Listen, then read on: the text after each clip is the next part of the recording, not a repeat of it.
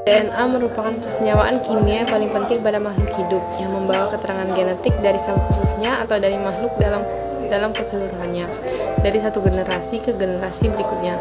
Molekul DNA terdapat pada nukleus, mitokondria, plastida, dan sentriol. Molekul DNA pada nukleus memiliki bentuk sebagai benang halus, benang lurus, dan tidak bercabang. Sedangkan DNA pada mitokondria dan plastida berbentuk lingkaran. DNA pada makhluk hidup dapat diisolasi secara sederhana.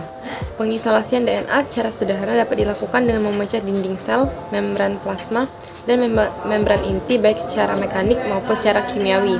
Isolasi DNA merupakan suatu teknik yang digunakan untuk memperoleh DNA murni, yaitu tanpa protein dan RNA dari suatu sel dalam jaringan. Prinsip dasar isolasi DNA yang pertama yaitu penghancuran atau lisis dinding sel dan membran sel menggunakan deterjen untuk membebaskan DNA.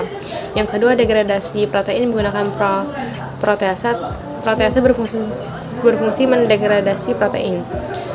Yang ketiga, presipitasi DNA menggunakan alkohol, etanol atau isopropanol dan garam.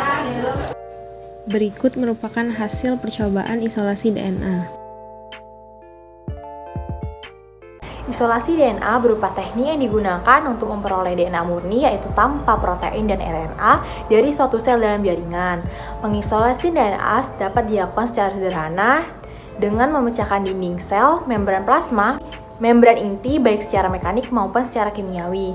Nah, tahapan isolasi DNA ini terdiri dari preparasi ekstrak sel, pemurnian DNA, dan presipitasi DNA. Prinsip isolasi DNA ada dua, yaitu sentrifugasi dan presipitasi.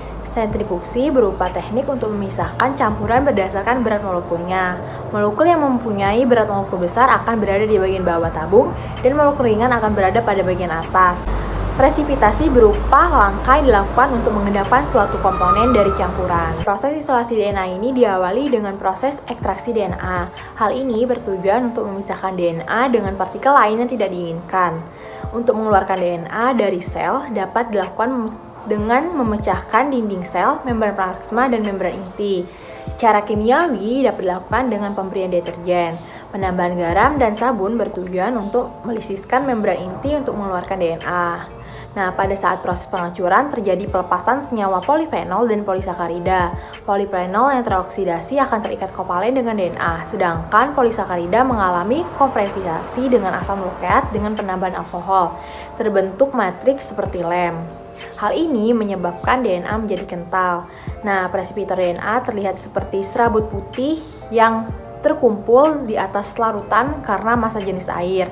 Jika isolasi DNA ini dilakukan dengan sampel buah yang kadar airnya berbeda, hasilnya berbeda pula. Semakin tinggi air, maka sel yang terlalu semakin sedikit, sehingga DNA yang terpresipitasi sedikit juga. Cara pemekatan yang sering dilakukan berupa presipitasi etanol. Dengan adanya garam dan pada suhu di bawah 20 derajat Celcius, etanol absolut akan mempresipitasi asam nukleat polimerik dengan baik. Nah, pemekatan ini dilakukan dengan penambahan etanol pada lapisan atas sampel sehingga terjadi presipitasi DNA pada pembatasan kedua larutan.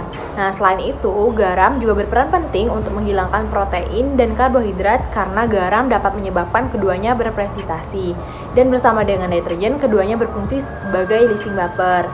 Penambahan deterjen juga menyebabkan rusaknya membran sel melalui ikatan yang dibentuk melalui sisi hidrofobik deterjen dengan protein dan lemak dan membentuk senyawa lipid protein deterjen kompleks.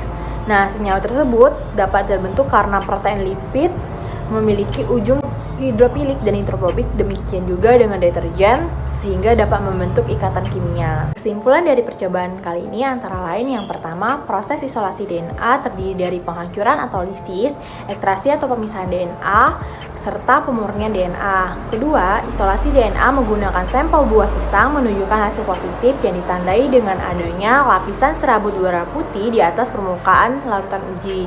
Yang ketiga, presipitator DNA terlihat seperti serabut putih yang terkumpul di atas larutan karena massa jenis air. Semakin tinggi air, maka sel yang terlarut makin sedikit, sehingga DNA yang terpresipitasi sedikit. Yang keempat, penambahan garam dan Penambahan garam dan sabun bertujuan untuk melisiskan membran inti untuk mengeluarkan DNA. Selain itu, garam juga berperan untuk menghilangkan protein dan karbohidrat karena garam dapat menyebabkan keduanya terpresipitasi. Dan bersama deterjen, keduanya berfungsi sebagai leaching vapor. Yang kelima, penambahan deterjen menyebabkan rusaknya membran sel melalui ikatan yang bentuk melalui sisi hidrofobik deterjen dengan protein dan lemak pada membran membentuk senyawa lipid protein deterjen kompleks.